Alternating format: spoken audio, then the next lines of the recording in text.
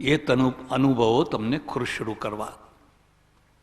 એમાં જ્ઞાન જ જ્ઞાન, જ્ઞાન જ જ્ઞાન, જ્ઞાન જ જ્ઞાન. તમારી ઈચ્છા હોય તો મારા અનુભવો પુસ્તક છે, વાંચજો. ઈચ્છા હોય તો, પણ એ મળે છે અડધી કિંમતમાં. એટલું ફર્યા, એટલું ફર્યા, એટલું ફર્યા, એટલું ફર્યા, એટલું ફર્યા, રખડ રખડ રખડ રખડ રખડ. અમારે સાધુઓમાં એક ખાસ કહેવત છે, ઘૂમે સો સુરા ઓર બેઠે સો પૂરા. જે ઘૂમવા નીકળે ને સુરવીર હોય તો જ ઘૂમી શકે. કારણ કે દરેક જગ્યાએ તો કોઈ આવકાર આપનારું, આવો આવો આવો આપનારું હોય જ નહીં. તમે અપમાન સહન કરી શકો છો, તમે ભૂખ સહન કરી શકો છો, તરસ સહન કરી શકો છો, ટાઢ તડકો વરસાદ સહન કરી શકો છો. એ બધા કરતાં સૌથી કઠિનમાં કઠિન છે અપમાન, તિરસ્કાર. એકવાર હું એક જગ્યાએ ચાતુર્માસ કરું અને પછી સાંજે 4-5 કિલોમીટર ફરવા નીકળું રોડ ઉપર. પછી સાંજે જઈને કથા પ્રવચન કરું, 4-5 કિલોમીટર ફરવા જાઉં. તે ખેતરમાં 8-10 બહેનો હળપતિ એ કંઈક બાજરી કે એવું કંઈક વાઢે. જતા મને જોયો ને પછી વળતા પાછો જોયો. વળતા જોયો એટલે એક બેને કહ્યું કે મહારાજ લાલ ચોળ જેવા થયા છો, જરાક થોડીક બાજરી વઢાવતા જાઓ. હે બરાબર છે ને. એટલે હું તો પછી મેં કીધું આમાં ખેતરમાં જવાની જગ્યા ક્યાં હશે. આમ જોઈ તો એક છીંડું દેખાયું અને છીંડું દેખાયું તો હું છીંડામાંથી ગયો. કીધું લાવ બેન દાંતરડું લાવો, થોડીક વઢાઈ આપું તને. ના ના ના મહારાજ તમને નહીં, તમને નહીં. એ તો ગભરાઈ ગઈ બધી. એ તો તમને નહીં, તમને નહીં, તમને નહીં. હવે તમે સામે ગાળો બોલો તો ગાળો બોલવી એ તો બોલી શકાય ને. અને ગાળો પછી અમારે સાધુઓની તો એવી વિશેષતા કે ગાળો પણ લોકો પ્રેમથી સાંભળે અને ગાળોમાં આંકડા ખોડી કાઢે પાછા કે મહારાજે આ ગાળ આપી એટલે આમાં હત્તો આવશે, એમ કે આ છગ્ગો આવશે, આ પંજો આવશે, એમાંય પાછા આંકડા ખોડી કાઢે. એટલે ઘૂમે સો સૂરા ઓર બેઠે સો પૂરા. બેસવું બહુ સરળ કામ નથી. તમે રાગ દ્વેષમાં પડી જાઓ તો તમે અડખા થઈ જાઓ, તિરસ્કાર પામી જાઓ. બે અઘરું કામ છે. અને આ ફરે ફરે આમ ફરતા ફરતા ફરતા ફરતા સાંખ્યના એ સમયના એક બહુ મોટા આચાર્ય, એ આચાર્યનું નામ છે આલામ કાલામ. આલામ કાલામ. અને એ આચાર્યના ત્યાં 1 વર્ષ સુધી રહ્યા. એક બીજો મુદ્દો યાદ રાખજો. તમારે જો જ્ઞાનની ભૂખ હોય તો, જ્ઞાનની ભૂખ ના હોય તો નહીં હોય. તમારે જો જ્ઞાનની ભૂખ હોય તો ઘણા ગુરુઓ કરો, ઘણા ગુરુઓ. જ્યાંથી જ્ઞાન મળે ત્યાંથી લો, અહીંથી લો, અહીંથી લો, અહીંથી લો. તમારે ડાયરેક્ટ જો મોક્ષમાં જવું હોય તો એક ગુરુ બહુ થઈ ગયા, પછી ફર્યા કરો. એ કુણીએ ચોંટાડેલો ગોળ છે, યાદ રાખજો. મોક્ષ કોઈ એવી વસ્તુ નથી કે હું ટિકિટ આપું ને તમને મળી જાય, જાઓ આમને આપજો, આમને આપજો, આમને આપજો. ઘણી જગ્યાએ ફર્યા, આ જગ્યા, આ જગ્યા, આ જગ્યા, આ જગ્યા, જુદા જુદા મતો, જુદા. એ સમયમાં બિહારમાં 65 સંપ્રદાયો ચાલતા હતા. 65 સંપ્રદાયો. બધે ફર્યા. સત્ય શોધવું છે ને, સત્ય ખોળવું છે. આમનું શું કહેવું છે, આમનું શું કહેવું છે, આમનું શું કહેવું છે, આમનું શું કહેવું છે. આલામ કલામના ત્યાં 1 વર્ષ સુધી રહ્યા. અને એવી રીતે રહ્યા કોઈને ખબર ન પડે કે આ રાજાનો દીકરો છે. તમારી મોટાઈ છે ને એ તમારા માટે આગળ આગળ સગવડો ઊભી કરે છે, પણ અગવડો પણ ઊભી કરે છે. એ પણ યાદ રાખજો. આગળ આગળ સગવડો પણ ઊભી કરે છે. માનો કે કોઈ બહુ મોટો કરોડાધિપતિ શેઠ હોય તો અહીં બધો એને લોકો એરપોર્ટ ઉપર લેવા જાય, આમ થાય તેમ થાય. એને રહેવાનું જમવાનું બધું આગળ આગળ વ્યવસ્થા થઈ. જમાડવા માટે લોકો પડાપડી કરે, શેઠ મારે ત્યાં જમવા આવજો, શેઠ મારે ત્યાં જમવા આવજો. હવે એ મોટો શેઠ છે, એને જો બજારમાં છત્રી ખરીદવા જવું હોય તો ના જઈ શકે. કોઈ ટાટા કે બિરલા કે અંબાણી જાઓ એક છત્રી સુરતમાં જઈને ખરીદી આવું તો એ છત્રી ખરીદવા ના જઈ શકે. એ એની અગવડ છે, એની લિમિટ છે. ઘણી સગવડો છે ને ઘણી અગવડો પણ છે. કોઈ રાજાનો દીકરો છે એવું નહીં. અમારે સાધુઓમાં એક બહુ મોટી કુટેવ હોય છે, તમે ના પૂછો ને તો એ કે અમારે પિતાજી તો કલેક્ટર થે, જાગીરદાર થયા. હવે તમે ક્યાં જોવા જાઓ, બંગાળ બિહારમાં ક્યાં જોવા જાઓ કે કલેક્ટર હતા કે પટાવાળા હતા કે કોણ હતા કે કોણ ન, પણ તમને કોઈ પૂછતું નથી. અને વગર પૂછે તમે કલેક્ટર કલેક્ટર કલેક્ટર કર્યા કરો છો. મારા એક ઓળખીતા સાધુ છે, હંમેશા પોતાની ઓળખાણ આપે, ભૂતપૂર્વ કલેક્ટર હતા, એમ કે ભૂતપૂર્વ કલેક્ટર હતા, ભૂતપૂર્વ. પણ તમને કોણ પૂછે છે? તમે જે છો એ વર્તમાનમાં કોને? એનો અર્થ એ છે કે વર્તમાનમાં તમે નાના થઈ ગયા છો એટલે પેલું મોટું પદ તમને યાદ આવે છે. ને વર્તમાનમાં જો તમે મોટા થયા હોત તો પેલું નાનું પદ કહેતા તમને સંકોચ થાત. પછી વિચાર કર્યો કે હવે શું કરવું, હવે શું કરવું. એ વખતે એટલે 2500 વર્ષ ઉપર ભારતમાં, ખાસ કરીને બિહારમાં, ઉત્તર ભારતમાં જે ઘણા સંપ્રદાયો હતા અમર થવા માટેના, એમાં 3 મુખ્ય હતા, 3 ધારાઓ મુખ્ય હતી. યાદ રાખજો. તમારે દુઃખ વિનાનું સુખ જોઈએ છે ને, નિતાંત સુખ જોઈએ છે ને, કર્મકાંડ કરો, સ્વાહા સ્વાહા સ્વાહા યજ્ઞો કરો. એ મીમાંસાની લાઈન હતી. એક બીજી લાઈન હતી, અને બીજી લાઈન હતી કે જો તમારે સુખ જોઈતું હોય, અમરત્વ પ્રાપ્ત કરવું હોય, દેહ દમન કરો, દેહ દમન કરો, દેહ દમન કરો. ઉપવાસો કરો, શરીરને દુઃખ આપો, શરીરને કષ્ટ આપો. સુખો ભોગવવાના નહીં, સુખોને દૂર રાખો. એને દેહ દમનવાદ કે.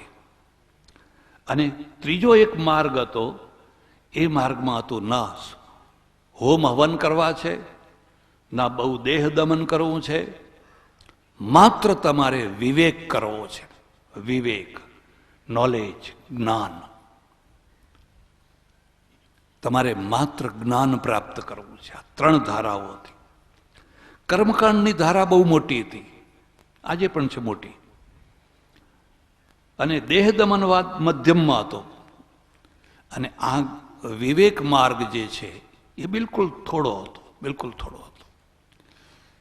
એમાં સિદ્ધાર્થ છે, એ સિદ્ધાર્થને થયું કે મારે જો અમર થવું હોય તો મારે દેહ દમન કરવું જ જોઈએ.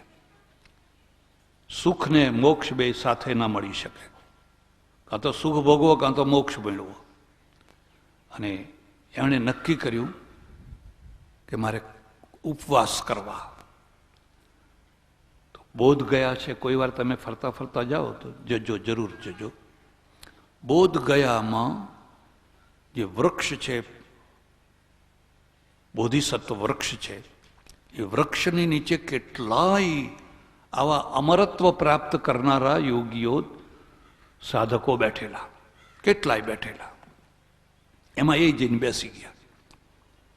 1 દિવસ, 2 દિવસ, 3. પાછા ઉપવાસ આપણો નહીં, આપણો ઉપવાસ તો સારો.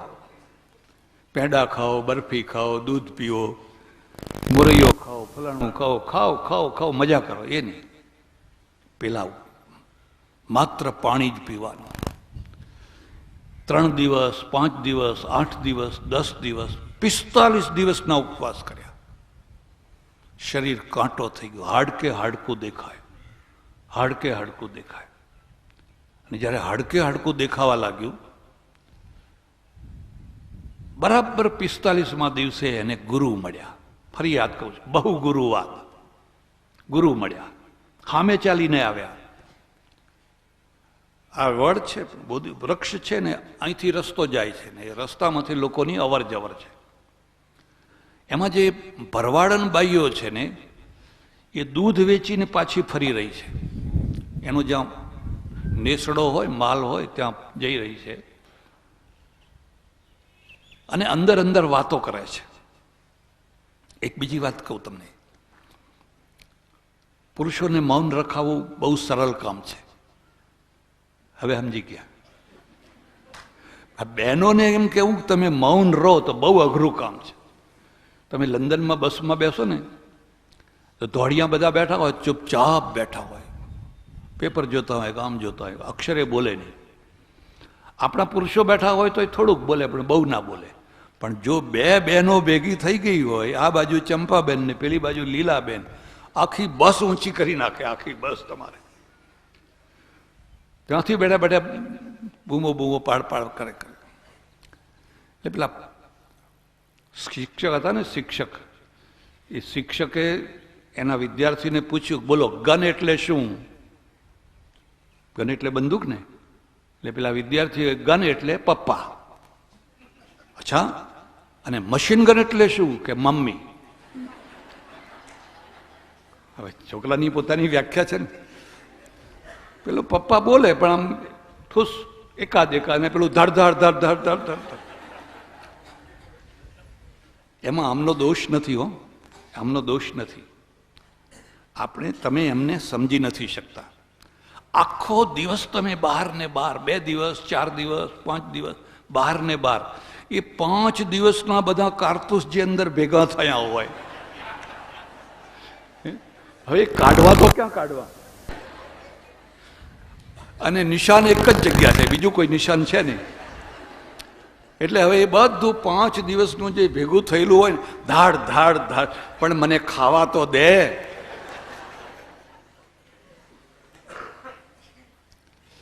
એટલે પરદેશમાં શું છે કે બે ભેગા જ ફરે, જ્યાં જાય ત્યાં ભેગા, જ્યાં જાય ત્યાં ભેગા. એટલે બધું ભેગું થાય. આપણે કે તું બેસ અહીં રોટલા ટીપ ને હું બધે ફરું છું. હવે પેલા કારતૂસ બધા ભેગા થાય કે ના થાય? એટલે આ બધી બહેનો છે ને, ભરવાડનું દૂધ વેચીને પાછી ફરી રહેલી અને ફરતા ફરતા ફરતા અંદર અંદર વાતો કરે છે, અંદર અંદર. હા હા હા હા હા હા હા હા હા, કઈ મજા આવી, કઈ મજા આવી, કઈ મજા આવી. કેટલું સરસ સંગીત ચાલતું હતું, કેટલું સરસ ડાયરો હતો. આપણને તો ઘાયલ જવાનું પણ ભાન નહોતું, એટલું સરસ સંગીત ચાલતું હતું. એટલે એક બેને, બીજી બેન હતી ને, કહ્યું તે ચાલતું હતું તો ચાલતું હતું એમ કે, પણ તે જોયું નહીં, બરાબર સંગીત જામ્યું હતું ને તાર તૂટી ગયો. પેલી જે સિતાર હતી ને, વીણા કે સિતાર, એનો તાર તૂટી ગયો ને. હા, એ કે વાત તો, એટલે ત્રીજી હતી ને કે તૂટે જ ને, એમ કે બહુ ખેંચ્યો હોય તો તૂટે, બહુ ખેંચ્યો હોય તો. અને પેલો સિદ્ધાર્થ સાંભળે છે, ઓહો ગુરુ મળ્યા, જિંદગીનો તાર છે, એને એટલો ના ખેંચો, એટલો ના ખેંચો કે જેથી એ ભરી સભામાં અડધી મહેફિલમાં તાર તૂટી જાય, એટલો ના ખેંચો. એને એટલો ઢીલો ના રાખો કે એમાંથી સંગીત જ ના નીકળે. તો તાર તૂટે તો નહીં, પણ એમાંથી કંઈ સંગીત નીકળે? એમાંથી કશું સંગીત ના નીકળે. માટે એને એટલો ખેંચો કે જેથી એમાં પૂરેપૂરું સરસ સંગીત નીકળે અને સાથે સાથે એ કદી તૂટે પણ નહીં, સભા પણ તમારી પૂરી થાય, એવી રીતે એને ખેંચો. અને એ ફટ દઈને નક્કી કરી દીધું, મારે હવે ઉપવાસ કરવા નથી. આ હું ખોટા રસ્તે ચડી ગયો છું. એક બીજો મુદ્દો યાદ રાખજો, તમારી મર્દાનગી એ નથી કે તમે કેટલા માણસોને દબાવી શકો છો, પણ તમારી મર્દાનગી સૌથી મોટામાં મોટી એ છે કે તમે તમારી ભૂલને કેટલી સ્વીકાર કરી શકો છો. તમે તમારી ભૂલને સ્વીકાર કરી શકો છો. હું ખોટા રસ્તે ચડી ગયો હતો અને હવે મારે રસ્તો છોડી દેવો છે. મોટામાં મોટી મર્દાનગી છે. અને એ મર્દાનગી આત્મબળ વિના નથી આવતી હોતી. માણસમાં આત્મબળ આવે તો જ એ મર્દાનગી આવતી હોય છે. અને એને મનમાં ને મનમાં નક્કી કર્યું, આજે જો મને કોઈ પારણા કરાવશે તો હું ઉપવાસ છોડી દઈશ. હવે મારે આ ઉપવાસ કર. આ પાણી વલોવ્યું મેં, 45 દિવસ સુધી પાણી વલોવીને માખણ કાઢવાનો પ્રયત્ન કર્યો. દેહ દમન, દેહ દમન, દેહ દમન. આજ જો મને કોઈ પારણા કરાવે તો હું છે એ આ ઉપવાસ છોડી દઈશ. અને અમારે ત્યાં એક એવી માન્યતા છે, અને મને જિંદગીમાં વારંવાર અનુભવ થયા છે. જો ઈચ્છા કરી હો મન માહી, રામ કૃપા કછુ દુર્લભ નાહી. તમને જો સાચી ને સારી ઈચ્છા થાય તો ભગવાન પૂરી કરે. બરાબર એ જ ટાઈમે શહેરમાં નગર શેઠની જે પત્ની છે, શેઠાણી છે, એ શેઠાણીના ત્યાં ખીર બનાવી છે, દૂધપાક બનાવ્યો છે. અને આ શેઠાણી છે ને એ અન્નપૂર્ણા છે. બધી સ્ત્રીઓ અન્નપૂર્ણા નથી હોતી, કેટલીક મહાકાળીઓ હોય છે. એટલે એમને કાળી ચૌદસના દિવસે મહાકાળીના દર્શન કરવા જવાની જરૂર જ નહીં, રોજ ઘરમાં જ દર્શન થતા હોય છે. મહાકાલ્યે નમઃ, એ અન્નપૂર્ણા છે. અને અન્નપૂર્ણા છે એની નિશાની હું તમને બતાવું. તમારે કોઈના ઘરને જોવું હોય તો એનું દીવાનખાનું કેવું છે, એના સોફા કેવા છે, એનો બગીચો કેવો છે, એ બધું નહીં જોવાનું. એનું રસોડું કેવું છે અહીંથી જોજો. એનું રસોડું કેવું છે, આલીશાન બંગલો છે, બધું છે, પણ રસોડામાં કોઈને ટુકડોય મળતો, કોઈ મહેમાન, કોઈ અતિથિ, કોઈ ભૂખ્યું કૂતરું, કોઈને ટુકડોય મળતો નથી. તો સમજવાનું કે આલીશાન આ સ્મશાન છે, મહેલ નથી, પણ આ આલીશાન સ્મશાન તુલ્યાની ગેહાનિતાની નીતિકારે લખ્યું છે. એ આલીશાન ભવનો નથી, એ તો બધા આલીશાન સ્મશાનો છે. સમય થઈ ગયો છે એટલે હવે વધારે ચર્ચા નહીં કરું. એ શેઠાણીએ કહ્યું, બેટા, એની દીકરીનું નામ સુજાતા, જો આપણે ત્યાં, અને એની ખાસિયત છે, એનું હંમેશા 2-4 માણસ વધારે જમે એટલી જ રસોઈ થાય છે. જે ગરીબ છે અને જેના ઘરમાં લોટ નથી ને એ નથી બરાબર વધારે રસોઈ કરી શકતા તો બરાબર છે, એનો વાંધો નથી. પણ જેના ઘરમાં બધું સડે છે, પડ્યું પડ્યું બગડે છે, મેં એવાય ઘર જોયા છે કે જ્યાં લોટ બાંધતા પહેલાં પૂછે છે કે તમે કેટલી રોટલી ખાશો. જો તમે 4 કહી હોય તો 5મી ના મળે. પછી તમે 4 કહી હતી ને 4 જ મળે, તમને 2 કહી હોય ને 2 જ મળે. એવાય ઘર મેં જોયા છે ત્યાં રસોઈ કરનારી બાઈ આવે છે, રસોઈ કરે છે, પછી ઢાંકીને એને જતા રહેવાનું, એને ખાવાનું નહીં, એને નહીં ખાવાનું. હા, હું તમને વાસ્તવિકતા કહું છું, ખોટી વાત નથી કહેતો. એવાય ઘર છે. અને એવાય ઘર હોય છે, તું એ ખા, તારા છોકરા માટે થોડુંક લઈ જા, બિચારા એ બેસીને રાહ જોઈને બેઠા હશે, તારા ઘરમાં આવું ક્યારે થવાનું હતું, તારા છોકરા માટે લઈ જા. એવાય ઘર હોય છે. પેલી શેઠાણી છે ને, એ શેઠાણીએ સુજાતાને કહ્યું, સુજાતા, જા બેટા, આ ખીરનો કટોરો છે, લઈ જા, અને કોઈ સાધક છે એને પારણા કરવા હોય તો એને પારણા કરાવી આવ. રસોડાના દ્વારા ઘર ઉજ્જવળ છે, ઘરના દ્વારા રસોડું નહીં. અને સુજાતા નીકળી જાતે, હો, નોકરને નહીં મૂકવાના, નોકર ચાકર નહીં મૂકવાના. અને ચાલતી ચાલતી આવીને વૃક્ષ નીચે જોયે છે તો ઘણા તપસ્વીઓ બેઠા છે, કાંટા જેવા, બધા સુકાઈને કાંટા જેવા થઈ ગયા છે. અને સીધી